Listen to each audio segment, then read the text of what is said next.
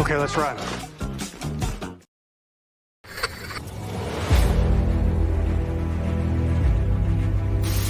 Your mission, should you choose to accept it. It's a quest. It's a quest for fun. Well, The Rock says, why don't we just cut right to the chase? Okay, now he wants to get together. Well, he wants to talk. I want you to do me a favor. I want you to tell all your friends about me. It's showtime, folks! What are you? I'm...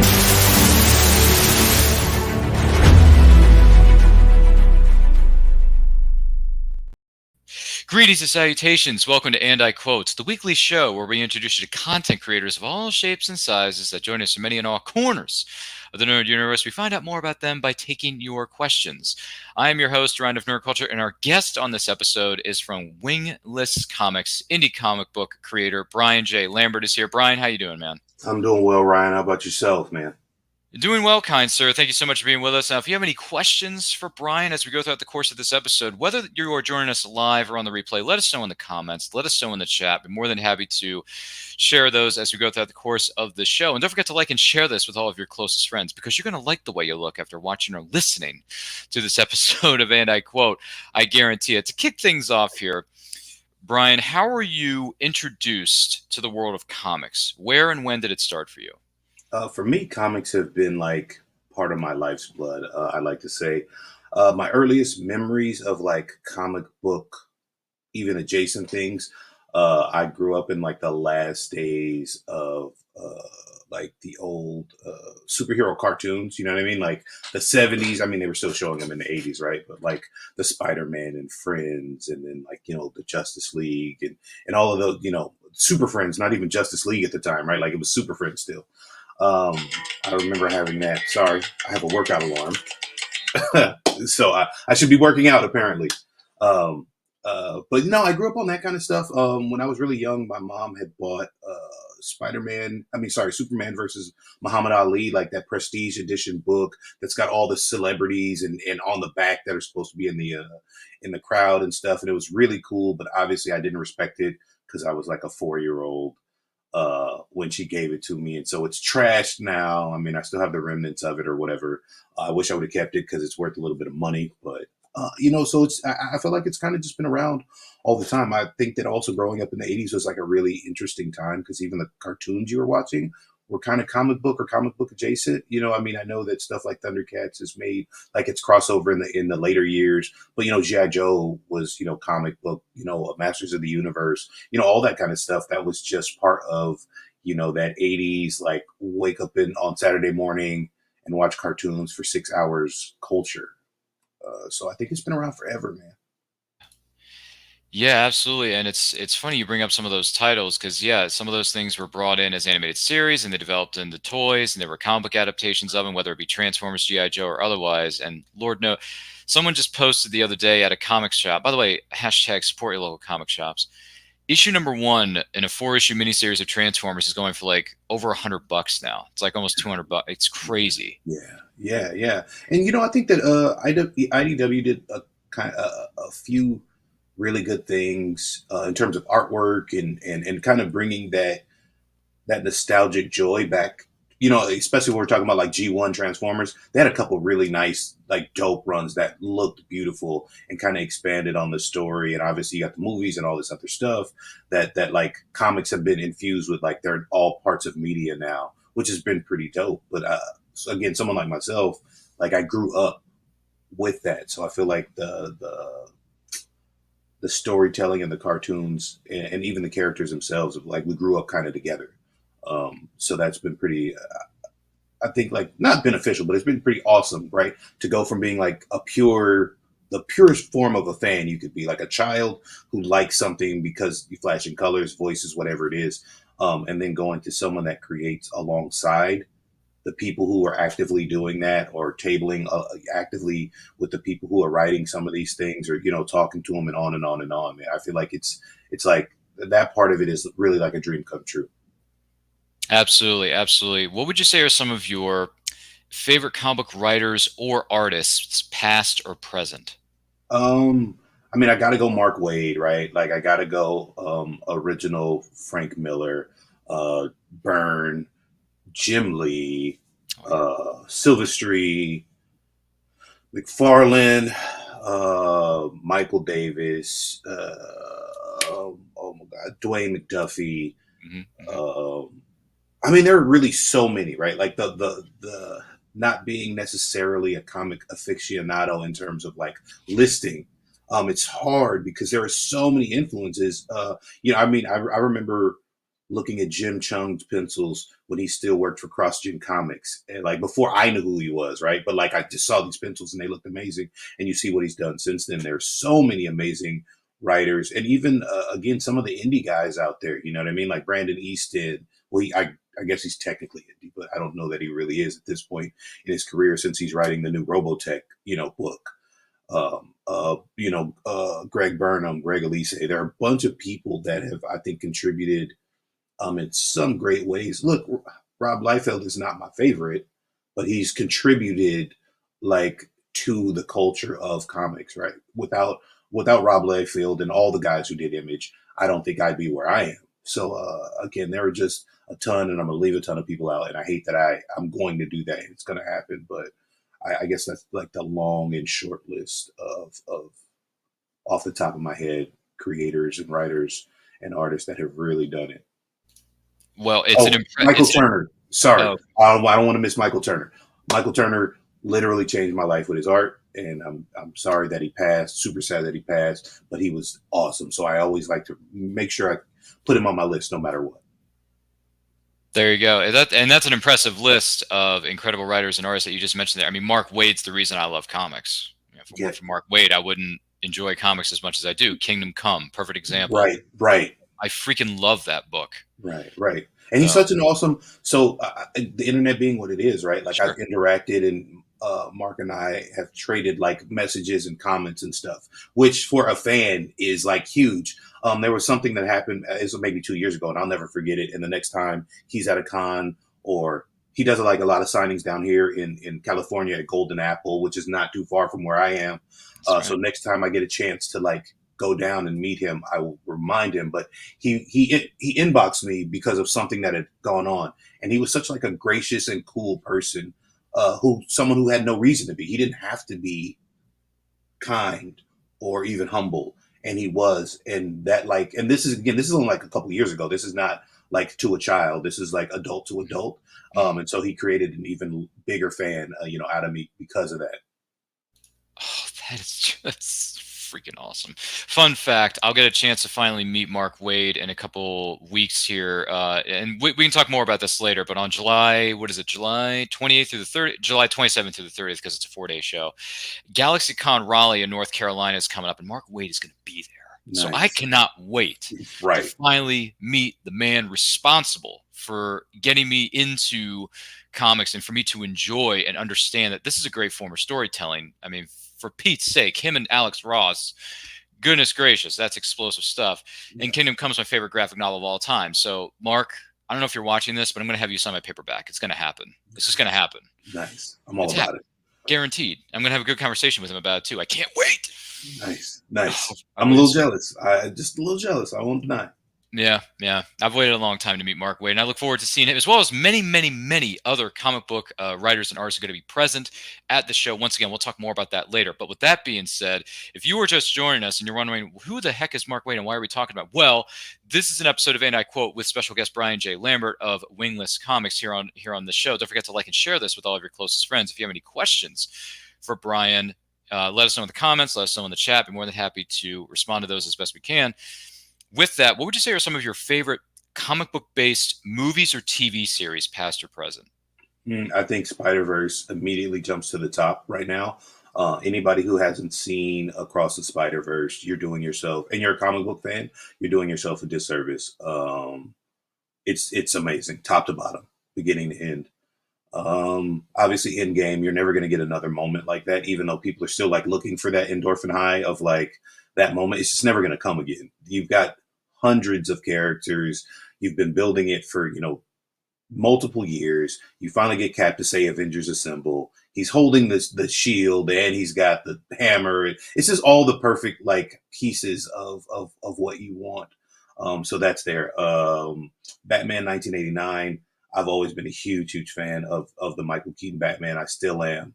I think Sam Hamm as the writer did an amazing job coming from the writing he did previously. There are a bunch of I liked, a lot of people didn't. I liked Batman versus Superman.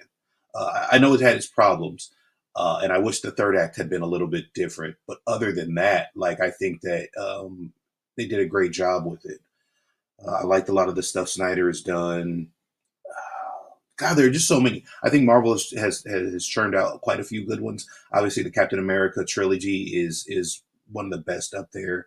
The original Christopher Reeve Superman, even though like some of the things are dated in terms of the look, it stands on its own.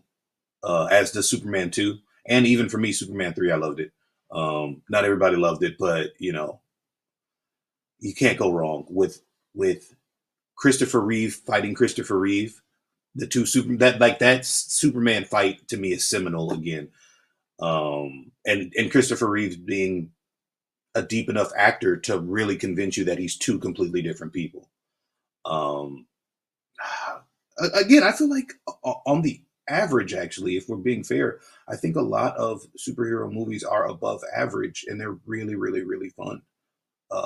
So obviously, like I said, all of that, numerous cartoons. Batman the Animated Series, best cartoon probably in the history of cartoons. Justice League was also really great. X-Men was really seminal. If you go back and look, it's not really a good cartoon though. Like it's fun and it's okay, but it's written kind of poorly. Yeah, the Spawn cartoon was on HBO, super underrated, but pretty dope too. I could go on for years.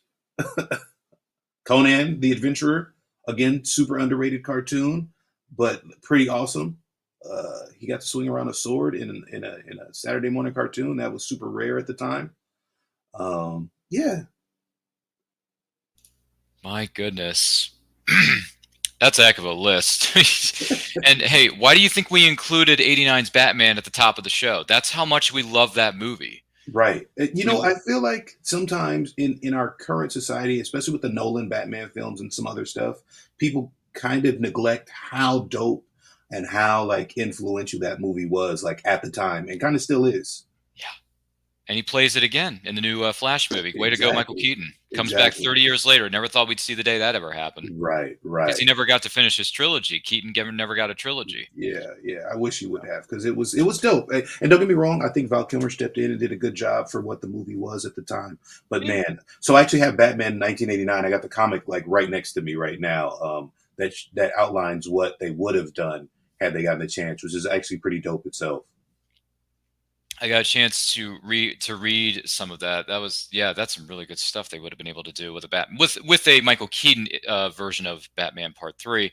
Yeah. I don't even know what they would have. I mean, could have stood by and kept the title Batman Forever for Part 3, because Batman Forever is like a 4 kind of thing. Yeah, 4. So the fourth, hypothetically, the fourth one could have been called Batman Forever with Val Kilmer, because I'll take anything with him aside from George I Don't Exist Clooney. Hashtag not my Batman. But yeah. So Batman 3. I wonder what the title would have been. That's a good question. I don't know. Batman Returns Again? No, that would have been right. Batman one more time. Yeah. Batman, how about this? Batman: The Last Stand? I don't know. I actually think it would have been like, I mean, after reading the 89 comic book, if this was the script or the ideas they were really going to go after, I really see it more being that the third one would have been Batman and Robin. Oh, okay. And the fourth one would have been Batman Forever, just based on the story stuff. You know what I mean? That's what I think anyway. I like that. That's good. I can totally get with that. That's a great list of comic-based movies you just shared with us there, whether it's the Christopher Reeve iteration of Superman, whether it's the Michael Keaton iteration of Batman, all that good stuff. Man, you raffled off so many good ones. Oh, goodness gracious. I don't know about Superman 3, though. I can't, like, the opening credits, I'm like 2 minutes in and I'm thinking, this is bad. I can't do it anymore. You know, it's got a nostalgic place in my heart. Also, I mean, I'm a lover of Richard Pryor. Which is fair. You know, is it like a good movie necessarily? Look, when Superman is coming down and he's like, Captain, you and your fire team need to put out this fire that he could easily put out himself. Okay, look, I already know it doesn't make any sense. I already know it's stupid. But nostalgically, dude, like I love it 100%. And I also wish that they would have been bold enough to go full Brainiac. After learning that as an adult, that would have been amazing. Mm-hmm. Yeah, that's a fair point. So, and that's fair that you love Superman. Listen, I'm one of the few people who can still enjoy Superman 4 and get some enjoyment out of it. Right. We all know that 3 and 4 are not exactly Oscar material. Yeah. Okay, we know that. But I remember growing up watching Superman 4 on VHS quite a bit when I was a youngin'. So I get, like Brian and I are kind of sharing the same thing here. We get it. We know it's not Oscar worthy, but we have nostalgia for it, and that's fine. I mean, you can still. I mean, there are plenty of bad movies that I can sit back, relax, and still enjoy the heck out of them. You know, I think that's like a society thing now, where people will say something is bad, so other people automatically assume like you have to hate it, and I'm like, no, I love it. I know it's bad, it's horrible, but that doesn't mean it's not also awesome, right? Like Rocky 4, I love Rocky 4. Is it necessarily like a great movie? No, he punches communism away. Like that, the concept of that is like insane. But again, when you see Apollo Creed go down, he doesn't throw in the towel. All this stuff is happening, and then you get a training montage in the snow. Like I don't know any. Again, I was a kid when that came out. I don't know any kid that left that and didn't run around for the next X amount of days training and acting. Yeah, exactly. Picking up a lug. Exactly. So, and then going to the top of their hill in their neighborhood and yelling Drago. Right. Yeah. So you know what I mean? I feel like you can have fun with. I mean. So yeah, sometimes things are bad, right? Like and they're just bad. But I think you can still have fun and still Batman versus Superman. It's not the greatest movie, but that's the best on-screen Batman fighting we've seen, right? Like as Batman being Batman. And the director's cut of Batman v Superman is way better. Amazing, right? It's my only gripe with Batman versus Superman, once you get to the director's cut and once you get like to like the seminal part of the work, is that I wish instead of Doomsday, it had been Lex in a powered armor suit. That changes the entire dynamic. The other thing that I would have changed, again, hey, you know, if Zack Snyder happens to see this, like, talk to me. The only other thing I would have changed is instead of dropping his mom off of the building so that Superman swoops in and saves her, I actually would have dropped Lois. And then I would have had them rescuing his mom. It would, and also like the whole save Martha thing. If he had said save Lois instead of save Martha, right? It changes the entire dynamic of the movie because it makes Batman would know that Lois is involved with Superman. So that makes more sense that he's like, hey, save Lois. I don't care what happens to me, save Lois. And then you're like, oh, now it all makes sense, right? Like as opposed to having the thinner part of like save Martha. That's a fair man. This is, oh my gosh, we could go all day with this. Honestly, this is a great. I'm loving this because and I've shared this on other episodes of whether it's this show or other shows. If you have watched some of our content, I am a fan to a degree of the Snyderverse. I think the Snyderverse could have been really, really good if the circumstances were different. If there weren't all the behind the scenes drama, there was the unfortunate family tragedy that Zach and his family had to go through. And I'm sorry once again for that, Zach. Man, I would have loved to have seen like 5-10 more films just to see what he would have, what the overall blueprint, hypothetically, Agreed. would have been, because I love Man of Steel, which, by the way, that movie just turned 10 a few weeks ago. Happy 10th anniversary to Man of Steel, the most criminally underrated comic movie in the history of cinema. Agreed. 100% agreed. Henry Cavill deserved his own trilogy. Hashtag those are the facts. Yes. Love you, Henry. You're the man. And BVS director's cut is good stuff. That is some good stuff. So there's some things I wish would have happened. There's some things that I would have, to fix the recipe in the kitchen a little bit there, Zach. Especially, dude, the Snyderverse cut of Justice League, too much slow-mo, Zach. Yeah. Way too much slow-mo. Okay?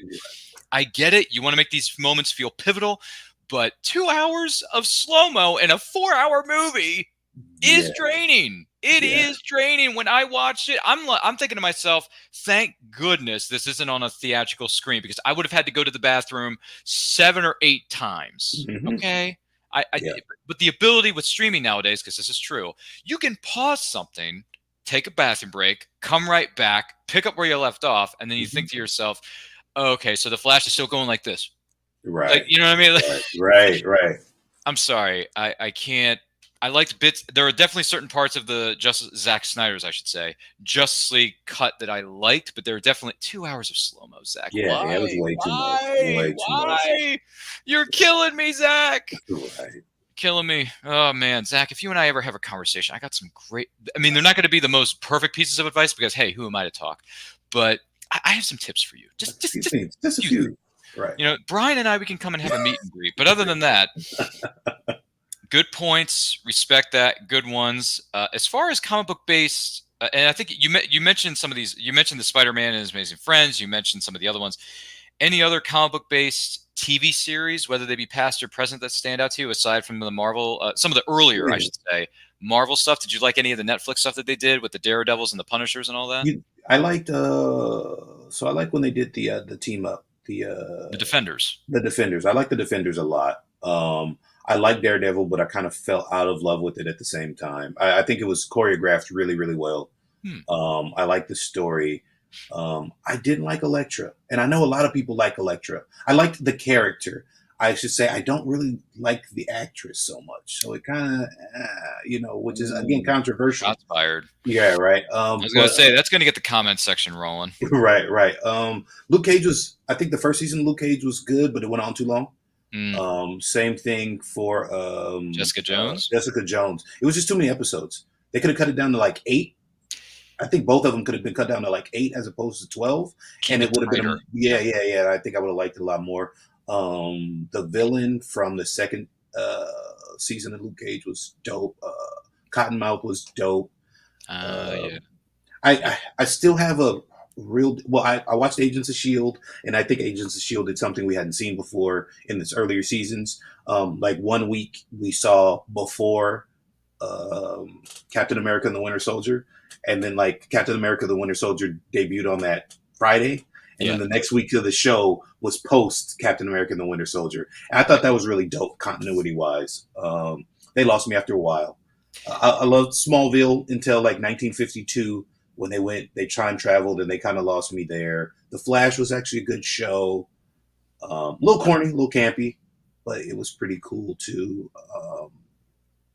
The real unsung. There's like a show. It was in Fox in the early 90s. It was called Mantis, and basically like it was like I think he was paraplegic, maybe quadriplegic. Played by Carl Lumley. And he put on like basically an exoskeleton. He put on a suit and he became a superhero. That was actually pretty dope. Again, underrated. It didn't get the money, you know what I mean, behind it that it should have. And it was kind of ahead of its time, but that was dope as well. I think everybody, even though I don't know that we necessarily consider it a comic book because it's crossed over 2 comic books now and then done a little bit of back and forth. But you get the Buffy stuff, looking back nostalgically with Buffy. Buffy had a pretty dope story. And it kept a few things going. I think there are a lot of them like that, though, that, again, severely underrated, and sometimes they just get talked about as, like, TV shows now, even to, like, The Walking Dead, right? Like, comic book people still know, and we all know, right? But it's not really talked about like that. And I think the first couple seasons of The Walking Dead were pretty amazing. It went off a pretty steep cliff after that for me really quickly. But, the first, I think maybe like 1, 2, or 3 seasons maybe were pretty dope. Punisher, obviously, now that we're talking about, The Walking Dead, Punisher was legit on Netflix. I like most of the Marvel stuff that's now.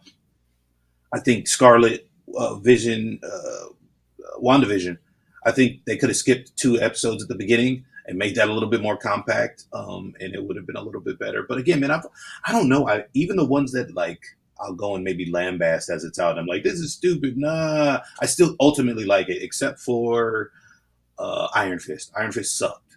But that's because the actor who played Danny Rand sucked.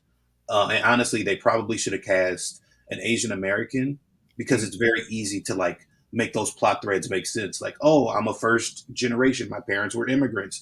They thought, our name is really Lan, Lan, but when we came over, because of the translation, Ellis Island, like it kind of tells itself. And I think that would have led to a richer version of some of the story. One, I think you also would have had someone who would have been more dedicated to the choreography and getting into the real character of it, which I don't think that he ever did. But I think that he understood it was something and it was going to be cool, but I don't really think he got the gravity of it. Whereas you get something like Shang-Chi, right? And they immediately, because they're immersed in the culture, whether they want to be or not, right? Like it's part of who they are. So you get a much higher dedication to that particular craft. And I think that should have happened, hindsight being 2020. Well, if you're enjoying this deep dive, that's because we have Brian J. Lambert of Wingless Comics here on this episode of And I Quote. If this is your first time here, welcome. Don't forget to like and share this with all of your closest friends. If you have any questions for Brian, because Lord knows this guy knows his comic book-based movies and TV series, not nobody's business, drop it in the comments. Drop it like it's hot in the chat. We would love to hear from you. Goodness gracious, we could go on so many different deep dives of so many different titles for sure. But in the meantime, I do want to know, Brian, when did you decide to become an indie comic book writer? Actually, I only decided that maybe a few years ago, honestly. Like being an indie comic writer is new.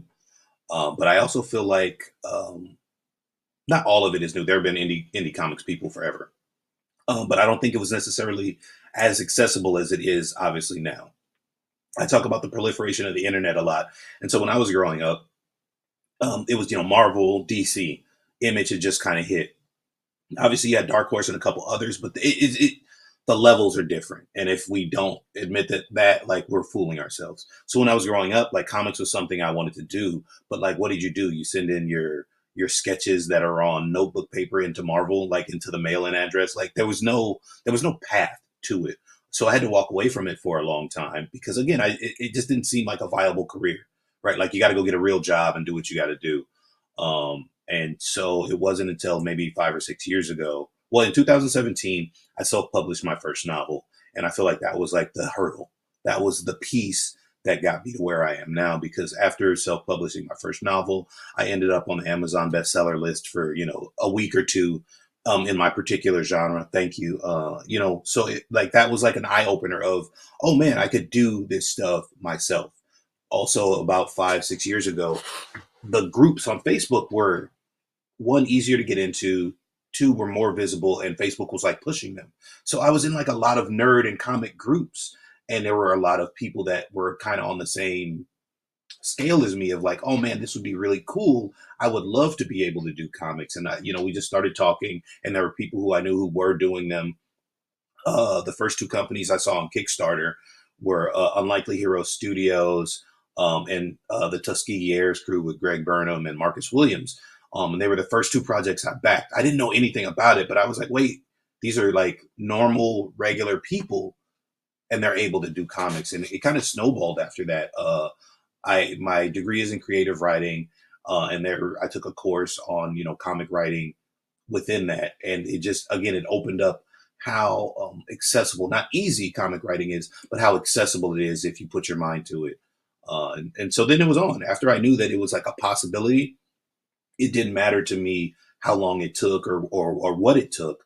I knew that I was going to make it happen, and I had the ability to, like in a kind of closed format, right? Like it didn't matter. I knew I was going to save up the money to pay an artist. I knew I was going to do all the things. And even at the time, if I had released it on Amazon again, it wouldn't have mattered to me. It'd have been just as fulfilling as what I'm doing now, which is not so different, but it's quite different. Rock on, man. Rock on. What would you say are some of the rewards about being an indie comic book writer? I feel like I can do whatever I want, right? Like I'm not hindered by certain things. There's always talk of politics in comics, and should politics be in there? Should they not? Can we do this? Can we do that? Comic books have always been a form of political discourse, and it doesn't matter what end of the spectrum you're on. The people who are saying that it shouldn't be in there, like, again, that means you haven't digested what you're reading properly. It's always there. I mean, it's even there in cartoons. Again, G.I. Joe, knowing is half the battle.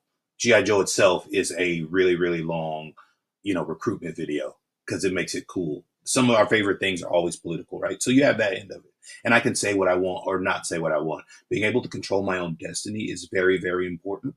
And that doesn't mean I'm going to gain a ton of friends. That doesn't mean that I'm always going to be on the end of acceptable or respectability politics, right? But I'm always going to stand with integrity. I'm always going to say what I feel needs to be said.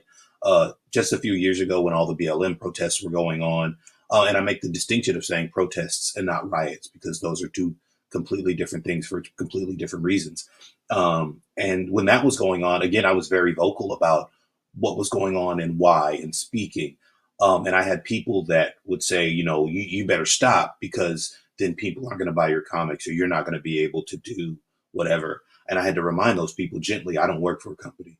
I'll be able to make comics as long as I live, right? Like, I'll be able to at least put out one comic per year, every year for the rest of my life, should I choose to. And I think that that's very important, especially when you're talking about diversity, when you're dealing with marginalized communities, when you're dealing with life in general, when you're dealing with issues of war, famine, society, right? In general, you have, a Superman for All Seasons. It talks about these things, right?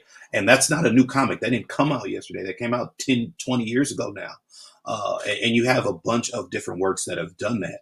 So I think that it's important, when you have a platform, to utilize that platform. And I think that my platform, being self-publishing and being indie, allows me the latitude to say what I feel I need to uplift the multitude of groups that I want to uplift, and to say that you're seen, or to have people be noticed. And again, that's on both ends of the spectrum. People always think that when we talk about diversity, or we talk about noticing people, or we talk about representing people, it's only for marginalized people or people of color. I don't necessarily feel that to be the case. One of my closest friends, closest compatriots, closest creators, closest writers, etc., is a guy named Brett Hillisham. He's white. His last name is Hillisham. Of course he is, right? And it's important to amplify his voice and his perception on how things in society go, just as much as it is Malachi Bailey, who's another one of my close creator friends, brothers. Again, myself, my sister. Again, there's diversity. Really does mean diversity, and it does mean like a group of different people saying all these things. And I feel like you can only get that in a very, very genuine form right now, in independent comics. I couldn't go and have a deal with Marvel at the moment, right? And it be the heart of what I want it to be at this moment. That doesn't mean it's not possible in the future. It means at this moment, even if they did it, you would have people looking at it and saying, well, are they just doing it for points? Are they trying to be woke? Are they you know what I mean? Like, it's all these questions, as opposed to, someone could, right? But it doesn't make sense. I can't be called woke, or I shouldn't be, because I'm not pandering. Like, if I believe that, that's just my ideology. That's not me doing it in a form of trying to make more money based on someone else's ideology, right? Or based on what's popular, and being anti-woke. Again, if your local clothing merchant had the same strategy that Target did a month ago, that's not them going woke. That's them doing whatever their ideology is. But when you have someone like Target doing it, Target is this mega conglomerate, which means it's got to go through 20 people, and they got to say, hey, does this look good for the brand? Or what are we going to do? Or what's the price point on this? And so, again, something when you're indie and you're in control of your own space, you're not battling those things. You are who you are, no matter what side of the spectrum you're on. And I think that is, like, to me, that's the most freeing and best part about being independent, is I get to tell stories I want my way. Well said, sir. Well said. On the flip side of the coin, though, what would you say are some of the biggest challenges about being an indie comic book writer? Time and money and marketing. So again, the comic book, I make a very fine distinction between like indie and amateur.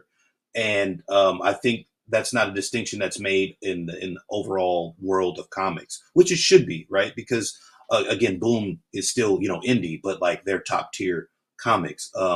And everybody who makes a comic, even though they're indie, is not a professional indie. Some people are amateur creators, and that's no difference to them. But when you have someone who's an amateur creator, again, compared to Boom, and put in the same thing, it kind of dilutes what we're talking about. Marketing is difficult, right? If you're getting into indie comics or anything independent, really, you have to be your own marketer and you have to get your name out there. These companies that blow up from quote unquote nothing didn't blow up from nothing. They had a marketing strategy and they did things, and there's a steep learning curve on all of that. Your time is also of the essence. It's hard. A lot of indie creators can only put out one book a year. So if you can only put out one book a year, you run the risk of losing a large part of your audience because you're just not keeping them engaged, and it's not your fault. That is the nature of the beast. So those kinds of things are hard. Another part that's hard is being independent. So while Wingless Comics is independent and we do what we do, I keep saying we because it's more than me. I'm not the only one writing stories. So Malachi wants to write a story, and if it doesn't jive with the universe, we've got to go in and talk it out and communicate all these things and try to figure out the best strategy. Same for Brett, same for Jay, same for Lawrence, and everybody on the team. We've just kind of got to make it work and put out the best quality we can. So a lot of times when you have a bunch of people that are independent coming together to form a thing, you're going to butt heads. And so communication is very difficult sometimes. It's very trying, but you've got to be more in it for the relationships and for the people than you are for your ego. Timing, money, it costs a lot of money to make comics, and the profit margin is very, very thin. Anybody who tells you otherwise is lying to you. It is not, you don't go into comics to get rich. There are some people who have gotten rich from comics, but you're not panning for gold here.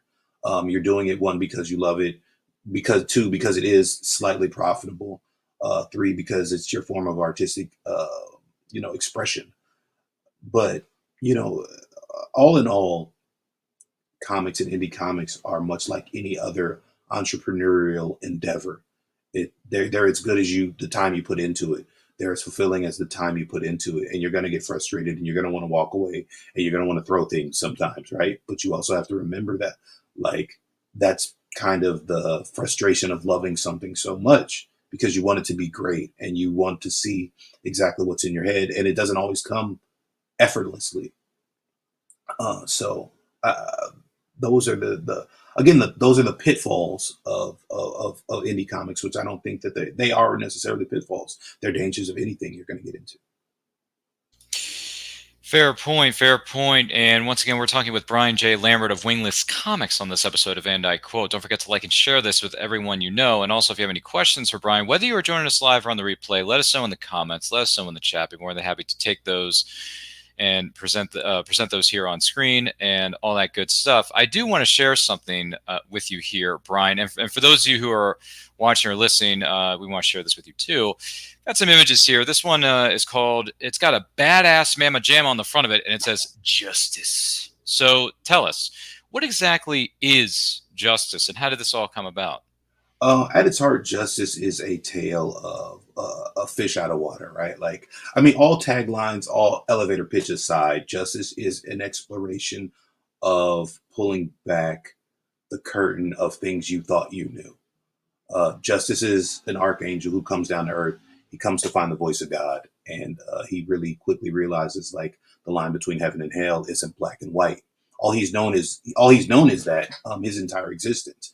And as he gets on the earth, he has to deal with things like human choice, right? And he has to deal with kind of being, lied to in a sense by people he's, known, loved, trusted in terms of his existence. So as he continues to explore and as he continues to pull back the layers of things he didn't know, we go on that journey with him, and we see the duplicity of both sides.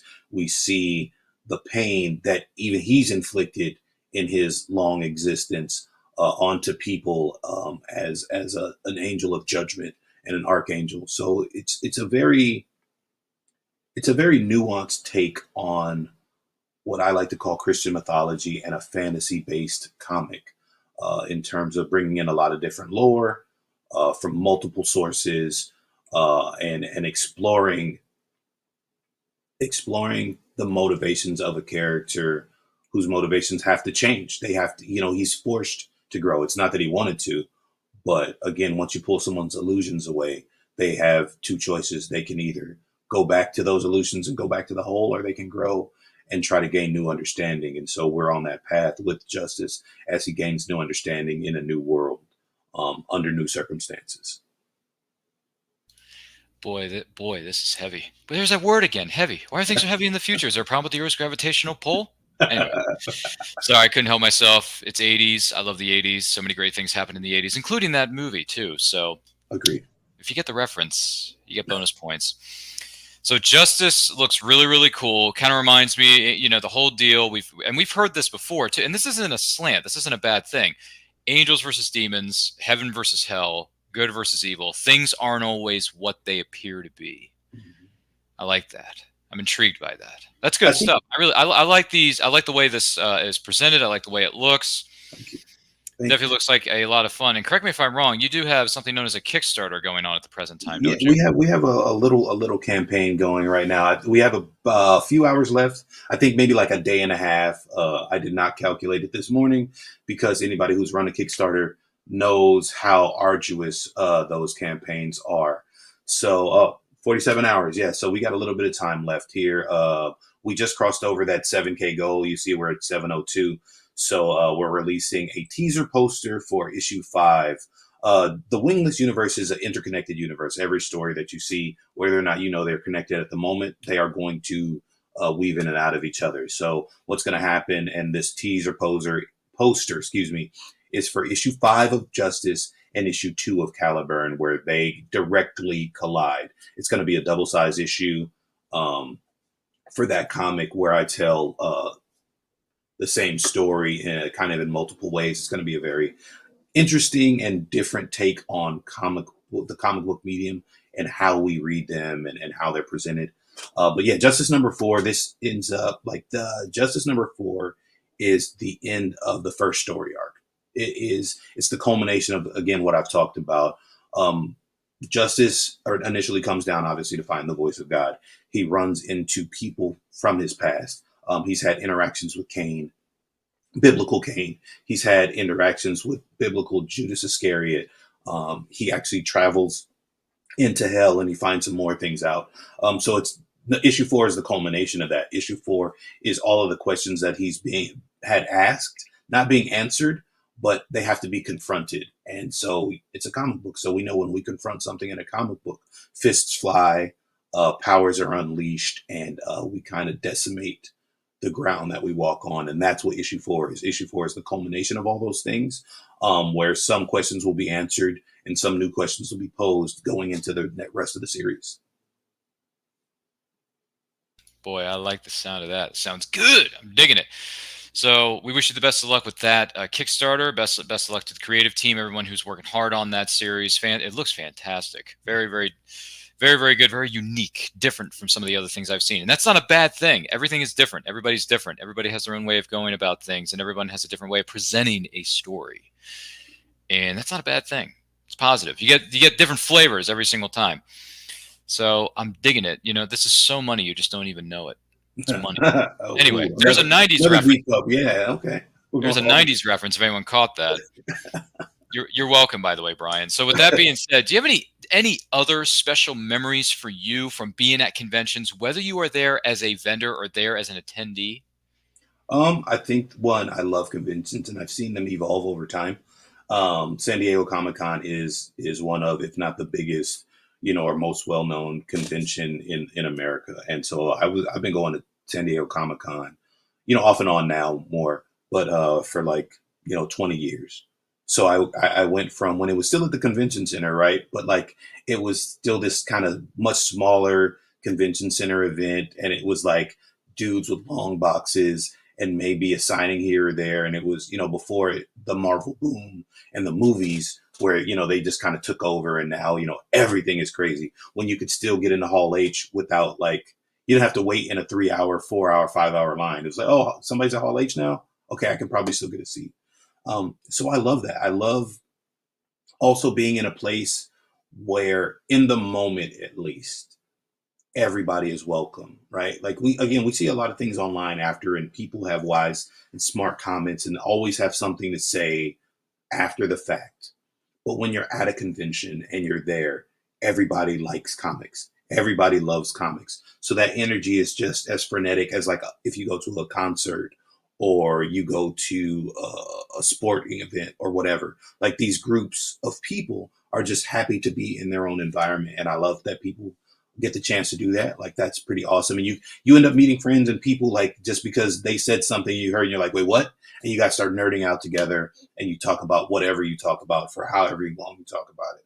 I love that as a con goer. I love walking the con floor. I love hearing people's pitch, even if I don't have like the money. I want to hear what you're talking about. I want to take your business card, and if I can support, I'm going to try to. I love Artist Alley because you never know what you're going to find. A lot of gems there. And again, I just love the con experience. I love being around the booths and the sights and the sounds and the colors and the inspiration you get from all of that stuff. As a vendor, the best and unquantifiable moment is when you get a child that likes what you do. At the last con I did was in like February. A little girl came and her and her father, and they were looking at the books. And I think she didn't even, obviously she didn't even go in order, but I think she picked up like Justice number 3. And just something about it captured her. Something about the colors, something about everything in the book. You could see she didn't want to put it down, even though she was just flipping through it for a moment. And before they, pushed on or whatever, I asked her like, hey, do you like the book? Like, do you want it? And she was like, she did the little kid thing, just like the nod of the head real quick. And I was like, take it. Right. Like, because it's not always about money. It's kind of about the impact that you have on people. And hopefully she never forgets that, like that somebody was kind and somebody wanted her to love what they did. I've also had experiences where a few years ago, there was a young girl who wanted to be a writer. And her father brought her over because he had seen me and I had been writing at the time. Like I got an idea. And so like I'm typing away real quick as I'm at my table. And I had my other partner was selling. And she was asking like, how did I get into it? Just all the regular stuff. And her father was helping her out or whatever.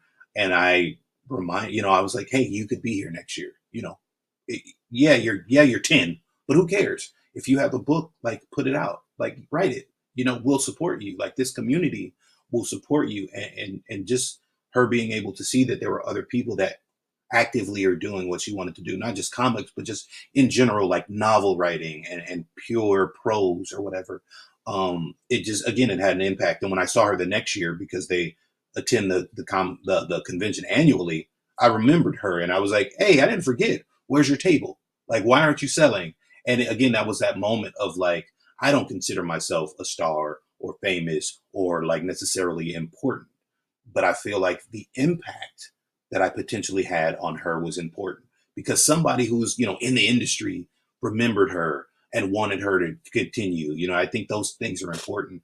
And I think that that's the purest form of like passing down your talents and your legacy you can get when you're talking about cons and you're talking about experiences and you're talking about like the next generation. I think that that's like a very pure thing. And you can't get that like anywhere else but those kinds of events, right? Like, but except for the concert when the singer makes eye contact with you and you're like in that moment, or again at a sporting event when a running back is scoring a touchdown and they're pointing and it happens to be at you. Like those are very wholesome, like life-changing moments potentially.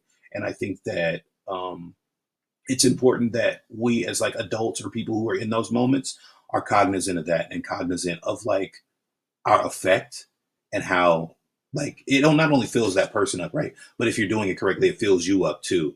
And again, you can't get that anywhere else. Yes! That's awesome! I mean, that is some incredible stuff. And once again, we are here with the amazing Brian J. Lambert of Wingless Comics on this episode of And I Quote. Don't forget to like and share this with all of your closest friends. If you have any questions for Brian, whether you're joining us live or on the replay, let us know in the comments. Let us know in the chat. Be more than happy to hear from you.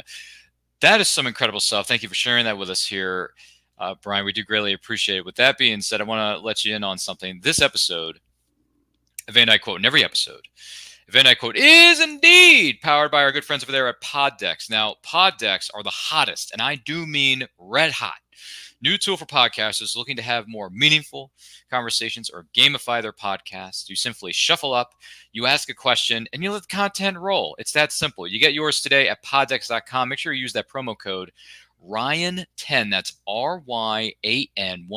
Ryan10, all one word, for 10% off your order. Poddex wants to know, Brian, what is one thing that people buy that you think is a total waste of money? Ooh. Could be anything. Man, this list could be lengthy. But a total waste of money. Could be anything. Okay, this is very specific. Mm-hmm. Funko Pops for collectability, right? Like for resale value. I have Funko Pops near me, but I have them, right? Like I don't have them. I think it's a waste to bet that they're going to be the next, what is it, Furby or whatever, right? You mean Beanie Babies? That's it, yeah, Beanie Baby, right? Like I feel like it's a mistake. Even Beanie Babies, they had their boom, and then they've where are they now, right? So I feel like it's a mistake to bank on the fact that in 10 years people are going to be like, oh, we didn't have enough Funko Pops. Let's revitalize the Funko Pop market so that you can resell. Like look, Cabbage Patch Dolls ultimately, right? But that became like even now, like that's like a super niche market. And yeah, you can sell some for quite a bit of money now because you paid $20 for them in the day. But like that market is so small. So I think that I think it's a complete waste of time to buy Funkos and not enjoy them, right? Like you're having them to put away somewhere to where you never see them so that hopefully in 10 years, 50 years, you can bring them back out. I think that's a complete waste of time. Enjoy what you have, right? Like don't spend money on things that you can't enjoy. And I think that is probably the biggest culprit of that right now. And I absolutely abhor it. Preach. No, I hear what you're saying.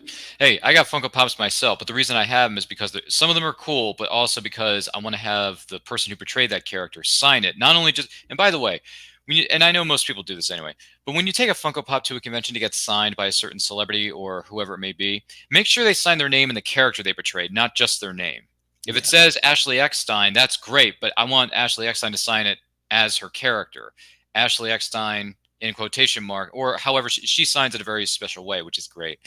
Ashley Eckstein, Ahsoka Tano. There you go. Boom. Right. The name of the person and the character they portrayed. That's all I need. Right. And I feel like that's a very different thing, right? Because again, you're adding, even if it's just personal value, right? Like you're adding value and you're still enjoying the thing. I think I just feel like it's really important to enjoy what we do. And a lot of times we don't do that, right? Like a lot of times, especially in the comic market. Obviously there are a lot of comic collectors and I have my collection of comics. Some of them I've read, some of them I haven't, on and on and on. I get it. Some of it's a collector's market and that's what it's there for. But at the same time, if you're not enjoying these forms of media and if you're not enjoying these pieces of merchandising that they're making to like kind of embellish the experience, then you're not wasting your time, right? But you're not doing yourself the service of really enjoying where you are. And like, we have enough things that are like bad in the world, like, or mundane even. Like enjoy what we have, man. Like that should be the point. We should be able to geek out and nerd out about everything, regardless of what the trappings of it are. And I lament that sometimes we don't, in the pursuit of like hustle culture, or I'm going to sell this for X amount of dollars. If you buy a lightsaber and you're not swinging it around in your house, I don't care if it's a Force Effects or an Ultra Saber. If you don't have the fun of swinging it around your house, you shouldn't buy it. Like there's no point. Like you've got to enjoy this stuff. He's right, See the insert meme here. But anyway, I digress. Poddex wants to know, what's the biggest lie you once believed was true? Ooh. The biggest lie that I once believed was true. Like this is going to be, okay, again, going to be very, very controversial. But I used to think God was kind of like a genie. And so you could be like, God, I want to be 6'2". And then it would happen. Speaking as a 5'10" man, that's not the case. So that didn't shake my belief or anything else. But I learned the workings of the world and genetics. And it's not just... you can't just wish it away. That's all right. I got you. That's understandable. what is something that you don't mind paying more money for? And it could Movies. be anything. Movies. There you go. You know, I went to the movies the other day, and popcorn is $10. And Oh. so, like, oh Jesus, right? But I still love that movie experience. There's something about the cinematic experience that I like. I like a cold theater and a cold drink and a snack and the amazing sound, you know, and just kind of being immersed in the moment. And again, I think that, again, if you watch Endgame, yeah, it's great. But if you didn't watch Endgame on the big screen, you didn't get the full experience. That is a very, very, very good point. Who's someone you'd like to trade places with for a day? Jeff Bezos. Okay. It would just be a ton of money just funneled into Wingless. Wingless would get a $10 million grant. There you go. It's a good amount of money right there. It's a nice big, what do they call it? A big fat check with a lot of zeros behind it. That's what it's known as. Right. Good point. Good point. Money, money, money, money. Anywho, there's a song stuck in my head now. Thanks, guys.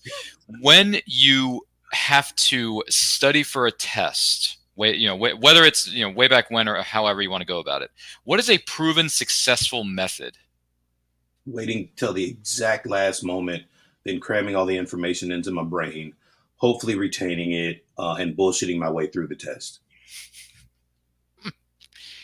Hey.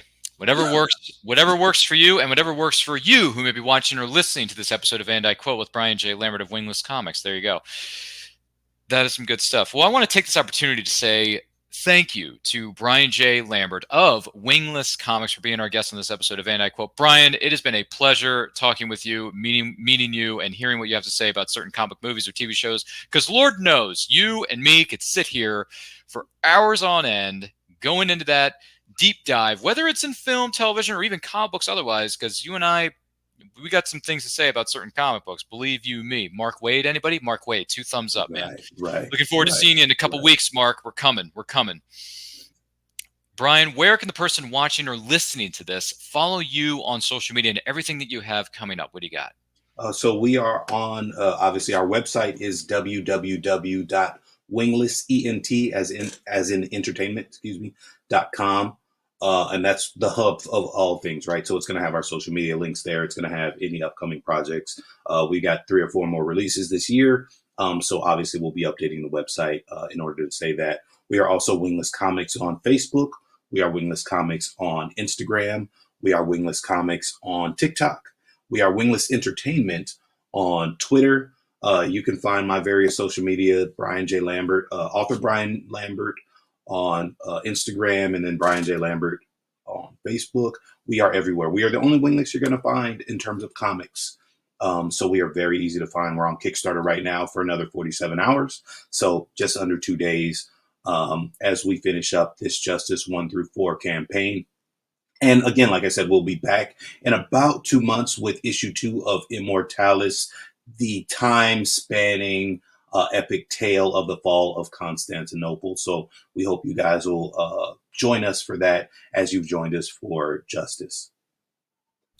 Get it. Well, thank you so much for being here, Brian. We do appreciate it. I will talk to you in just a little bit here. My name is Ryan of Neuroculture. Follow me on Twitter and Instagram at RyanRPM5. Make sure you're following us across all forms of social media, as well as check out Brian J. Lambert's incredible stuff he's doing over there at Wingless Comics. All those links are located within the description of this episode. Whether you are watching it or listening to it, those links will be included in the description below, so make sure you check that out. Also, we are this close to hitting 1,000 subscribers on our YouTube channel. Once we do, we're going to throw a great big live stream celebration. We're going to have returning guests. We're going to have some surprises for you. We're also going to have some special giveaways for you, our incredible followers and subscribers. Thank you so much for being here. We cannot do this without you. Also, we're going on tour, guys. We're going on tour. Next stop on the tour is Shore Leave in Hunt Valley, Maryland. That's going to be taking place on July 7th through the 9th. It is a sci-fi fantasy type convention with some of the biggest stars in the world. And while you're there, I do want to let you guys know they're going to have a Farscape reunion. And with each paid admission, you get 1 item signed for free from Claudia and Ben from Farscape on Saturday and Sunday during the official autograph sessions that are going to be held over there at Shore Leave. Visit their website at www.shore-leave.com. Follow them on social media, why don't you? It's good stuff. Good stuff.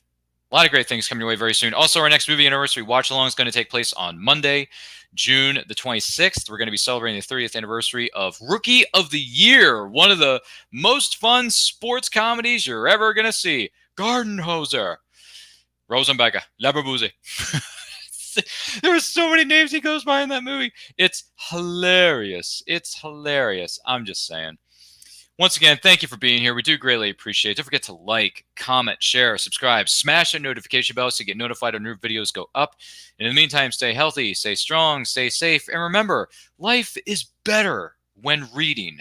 Take a look. Famous Faces and Funnies in Melbourne, Florida is leading the way in pop culture fun. From comic books and graphic novels to Funko Pops and collector's items, Famous Faces and Funnies has it all. Rick Shea and the professional team at Famous Faces and Funnies are friendly and knowledgeable. Whether you're looking for toys, props, collector treasures, or a new comic book, Famous Faces and Funnies is your one-stop shop. To find Famous Faces and Funnies on Facebook and Twitter, just type at FFF Comics.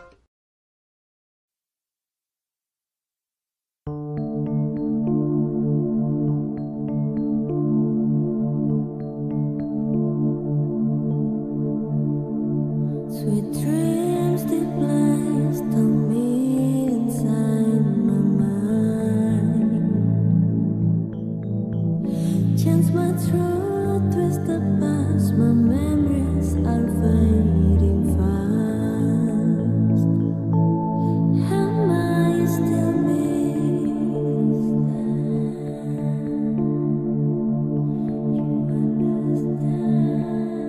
Who do you want me to be?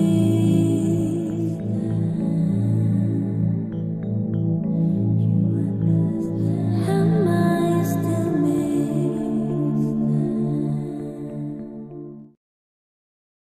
Attention all sci-fi fans. We want to inform you about Shore Leave 43, the Baltimore region's largest fan-run science fiction convention. Travelers from every galaxy will find something special among the writing and science workshops, stargazing, and autograph sessions with some of your favorite actors. Don't miss the gaming sessions, and most of all, make time to spend with your fellow sci-fi fans. From the Star Trek universe, meet Star Trek Voyagers Robert Picardo and Robert Duncan McNeil. Chat with sci-fi legends Claudia Black and Ben Browder from Stargate SG-1 and Farscape. If you enjoyed comedy with your sci-fi, then stop in to talk with Penny Johnson-Gerald and Peter Macon from The Orville. Also scheduled to appear are Aliana Huffman from Riverdale, Bonnie Gordon from Star Trek Prodigy, and from Battlestar Galactica, Grace Park and Aaron Douglas.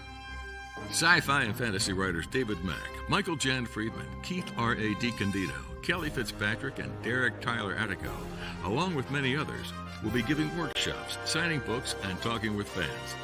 Performing on stage will be the Boogie Nights, as well as the comedy improv group Luna Sea. Shore Leave 43 opens July 7th to the 9th at the Delta Hotels in Hunt Valley, Maryland. For more details, check on their website, www.shore-leave.com. Good morning. Oh, and in case I don't see you, good afternoon, good evening, and good night.